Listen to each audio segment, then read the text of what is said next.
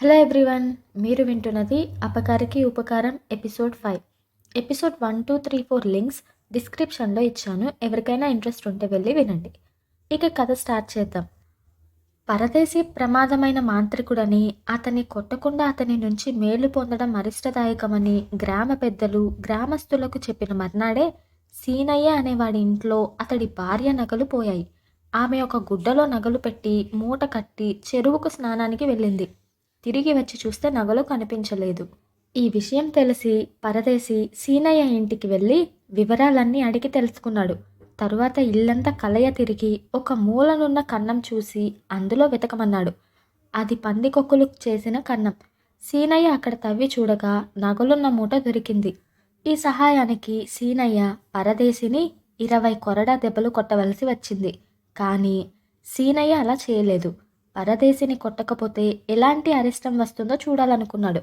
ఆ రాత్రి రహస్యంగా గ్రామ పెద్దలిద్దరూ కలిసి సీనయ్య పొలంలో ఒక ధాన్యపు కుప్పకు నిప్పు పెట్టి వచ్చారు.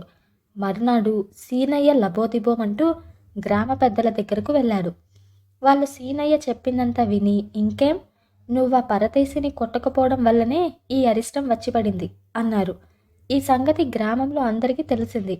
గ్రామస్తులందరూ పని కట్టుకొని పెద్దల ఇళ్లకు వెళ్ళి సీనయ్యతో పాటు మేం కూడా ఏమైనా తప్పులు చేసి ఉంటే మమ్మల్ని క్షమించండి, ఇక ముందు అంతా మీరు చెప్పినట్టే చేయగలం అని చెప్పారు. ఇది విన్న పరదేశి గ్రామ పెద్దలను కలుసుకొని, అయ్యా, ఇది చాలా అన్యాయం. మీరే ఆ సీనయ్య ధాన్యపు కుప్పకు తగలపెట్టారని నాకు తెలుసు. మీరు వెంటనే సీనయ్యకు అతడు నష్టం పోయిన ధాన్యం ఇచ్చేయండి. మీరు అలా చేయకపోతే అంతకు మించిన నష్టం మీకు కలుగుతుంది అని హెచ్చరించాడు. మమ్మల్ని భయపెట్టాలని చూస్తున్నావా? మా కలగబోయే నష్టమేమిటి అన్నారు పెద్దలు కోపంగా. ఈ రోజున ఒక ధాన్యపు బస్తా, రేపటి నుంచి రోజుకొక ధాన్యపు కుప్ప, అది మీ కలగపోయే నష్టం అని పరదేశి వెళ్ళిపోయాడు. ఆ రాత్రి నిజంగానే ఆ పెద్దల ఇండ్ల మధ్య చావడిలో ఉన్న ఒక ధాన్యపు బస్తా హఠాత్తుగా నిప్పంటుకొని కాలి బూడిదైపోయింది.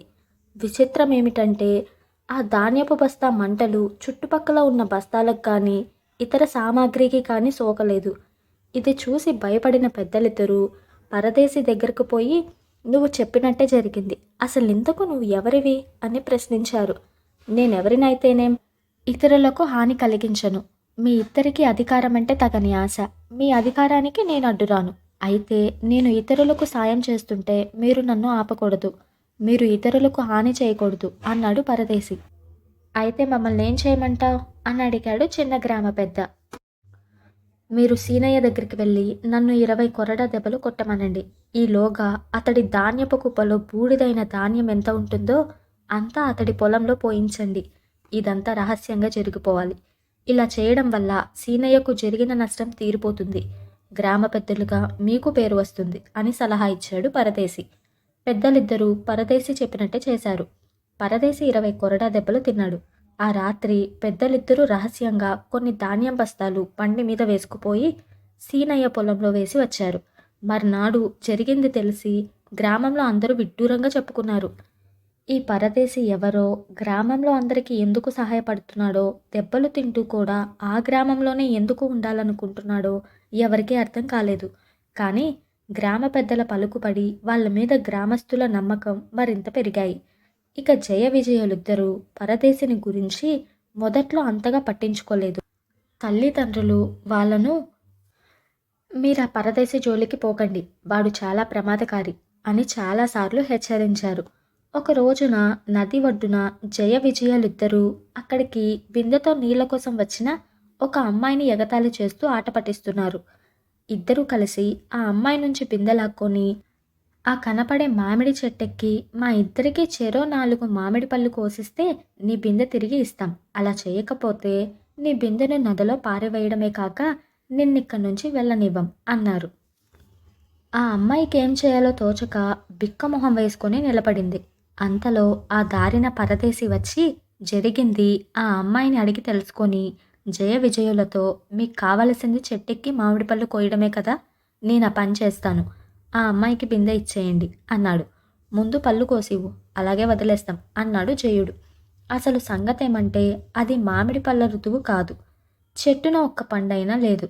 అందువల్ల పళ్ళు కోసివ్వడం పరదేశి వల్ల కాదనుకున్నారు. కానీ పరదేశి చెట్టెక్కి 8 మామిడి పళ్ళు కోసి వాళ్ళకిచ్చారు. జయ విజయులిద్దరూ తెల్లపోయి, కాలం కాని కాలంలో చెట్టెక్కి పళ్ళెలా కోసావు అని అడిగారు. ఏమాత్రం స్వార్థం లేకుండా ఇతరులకు సాయం చేయాలనుకుంటే ఏ చెట్టునడిగినా పళ్ళిస్తుంది, ఏ గుట్టనడిగినా మనులిస్తుంది అన్నాడు పరదేశి.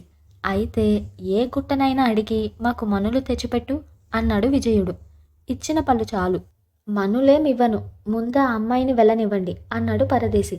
జయ విజయులు అందుకు ఒప్పుకోక మొండికెత్తారు.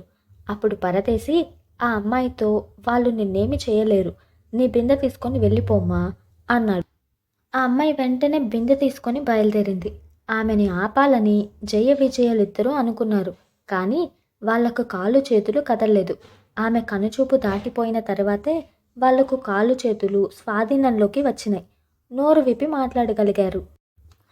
నువ్వు మాంత్రికుడివా అని అడిగాడు జయుడు పరదేశిని. నాకు తెలిసిన మంత్రం ఒక్కటే, అదే మంచితనం అన్నాడు పరదేశి. మా సరదాకు అడ్డు వచ్చావు, నువ్వేం మంచివాడివి అన్నాడు విజయుడు. ఇతరులను బాధించినంత వరకు మీ సరదాలకు నేనడ్డురాను. ఇక మీదట మీరెప్పుడైనా ఇతరులను బాధించాలనుకుంటే మాత్రం మీ కాళ్ళు చేతులు కదలవు, నోరు మెదలదు, బాగా గుర్తుంచుకోండి అని పరదేశి అక్కడి నుంచి వెళ్ళిపోయాడు. ఆ తరువాత జయ విజయులకు పరదేశి చెప్పినట్టే జరిగింది. వాళ్ళు గ్రామస్తులను బాధించడం తగ్గిపోయింది. తమ సరదాలకు పరదేశి అడ్డు తగులుతున్నాడని వాళ్ళు తండ్రులకు చెప్పుకున్నారు. అయినా ఆ పెద్దలు ఈ విషయం అంతగా పట్టించుకోలేదు. జయ విజయులు దుర్మార్గ కార్యాలు చేయకపోతే గ్రామస్తులు తమనింకా ఎక్కువగా గౌరవిస్తారని భావించారు. ఈ విధంగా జయ విజయులకు పరదేశి అంటే ద్వేషం ప్రారంభమైంది.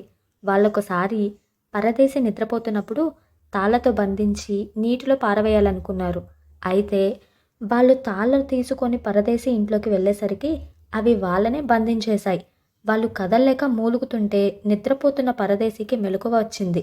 ఆయన వాళ్ళ బాధ చూసి జాలిపడి తనే వాళ్ళ కట్లు విప్పి, నన్ను మోసంతో ఎవరు బంధించాలనుకున్నా అలాంటి హింసకు వాళ్ళే గురవుతారు, నేను ఒప్పుకుంటే తప్ప నన్నెవ్వరూ బాధించలేరు అని చెప్పాడు. జయ విజయులు అప్పటికేమీ మాట్లాడకుండా వెళ్ళిపోయారు. కానీ వాళ్ళలో పరదేశిని హతమార్చాలన్న పట్టుదల ఎక్కువైంది. ఇంతటితో ఎపిసోడ్ స్టాప్ చేద్దాం. నెక్స్ట్ ఎపిసోడ్లో కథ కంటిన్యూ చేద్దాం. మీకు ఈ పాడ్కాస్ట్ నచ్చినట్టయితే ఛానల్ని సబ్స్క్రైబ్ చేయండి, అందరికీ షేర్ చేయండి. మన ఛానల్లో ఇంకా మంచి మంచి కథలు అప్లోడ్ చేస్తాను. పక్కనే ఉన్న బెల్ ఐకాన్ని క్లిక్ చేయండి. నేను అప్లోడ్ చేసే ప్రతి కథలు మీ వరకు వస్తాయి. ధన్యవాదాలు.